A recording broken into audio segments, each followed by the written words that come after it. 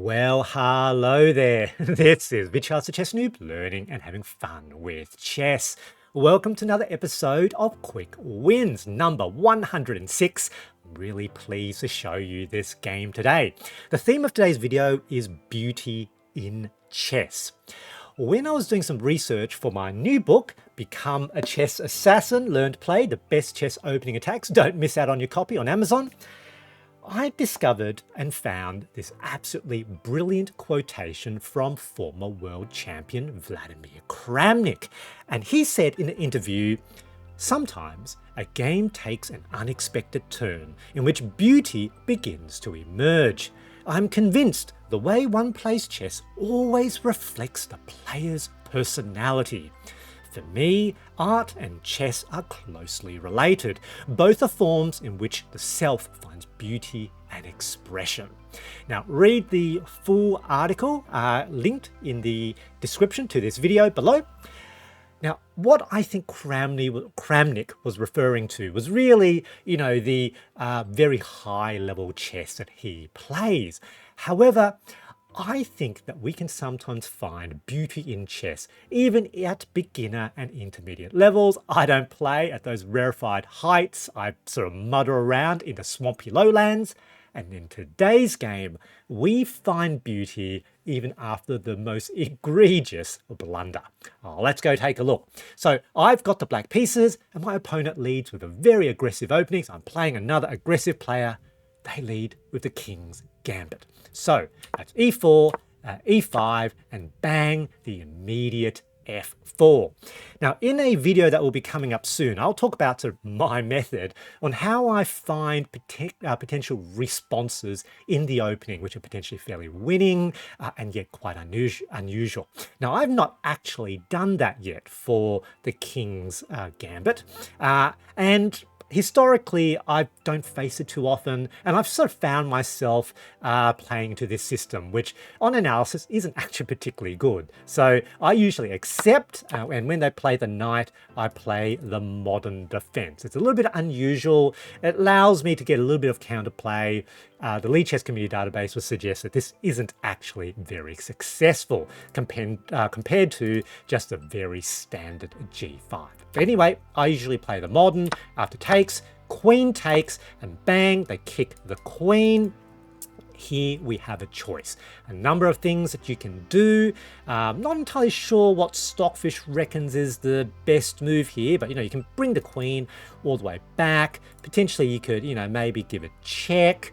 But one of the things I usually like to do in this position is to keep the queen in play. Queen h5, pins that knight to the queen, and also we're potentially attacking down the h file. Very commonly, the king's gambit player is going to try to castle kingside.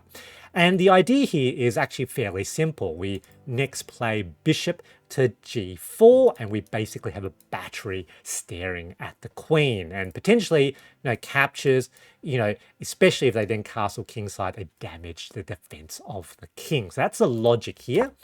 Now here they make a mistake. They do develop that bishop. You can see Stockfish says it's inaccurate. It's tactically not the right move, because clearly they want to castle the king. But if they do that with the loss of their f-pawn, this will now be a fork, absolute fork, and I win the bishop. So this is a tactical mistake by white. Now, I didn't actually recognize it in this game, but it's one of the reasons why having tactical resources, even if you're not entirely sure what you're doing, can often be advantageous at beginner intermediate chess.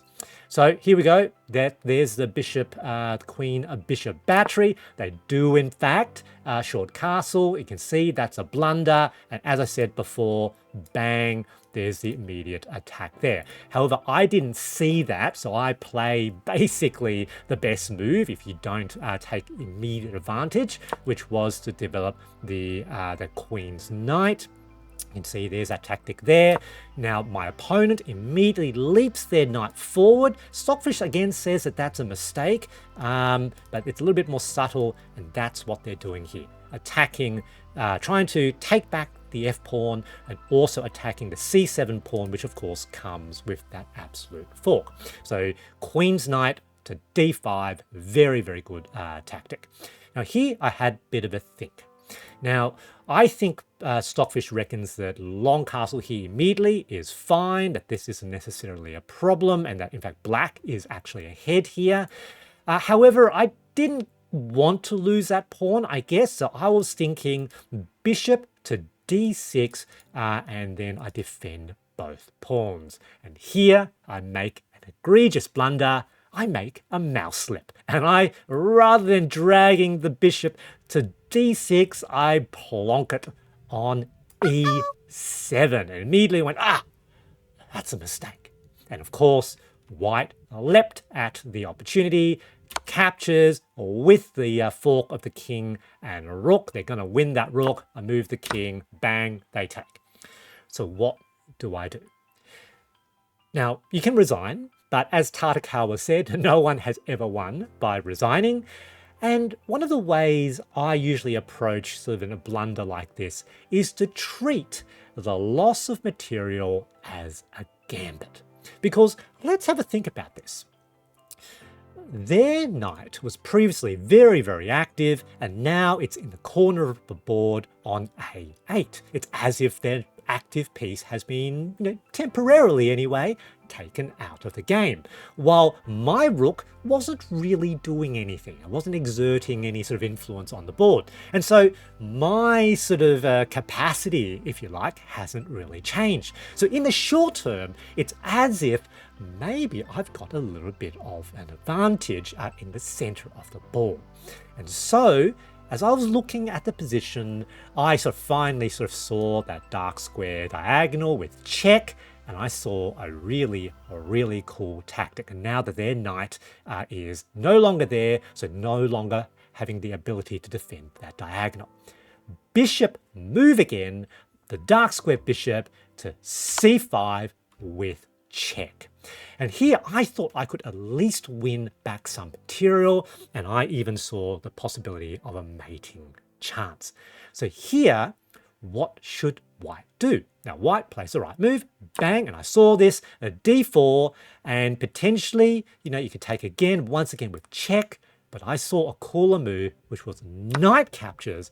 It's not a check, but I'm threatening a discovered check. These increases the complexity. This knight, of course, is pinned, placing pressure on the pinned piece. It makes a lot of sense. If the knight moves, I get to potentially win the queen. Can you see what is the correct move for white? It's not so simple, is it? So white needs to either move the king out of that potential discovered check. So king to h1 is a very reasonable move, and they keep their advantage of +4. The other more subtle move is bishop captures the pawn on f4. Bishop now defends down the h file. That's a more subtle move. That might even be the better move. Now, here, it's more than just a discovered check. So I think my opponent saw the discovered check, had a bit of a think. In fact, the longest think of the game so far for them. They thought for, I think, 21 seconds. This was a game of 5+5 blitz. And they decided, bang, counterattack with b4, with the bishop, so that, if I give a discovered check, then they take the bishop. But this is double check. And double checks make the impossible possible. Aaron Nimsewich says, against the laziest king flees in the face of a double check. And basically, it doesn't matter that these squares are defended. The king cannot be out of check by capturing a piece. The only way the king can move, can be out of check, is to move. So these pieces for a turn are immortal. King has only one legal move, force to h1, and thank you to my opponent for being a good sport. They had a long think, but allowed the checkmate to come on the board. Bang, queen captures a2 mate. Absolutely beautiful, a beautiful, combination attack. out of the most egregious blunder. Good game. GG.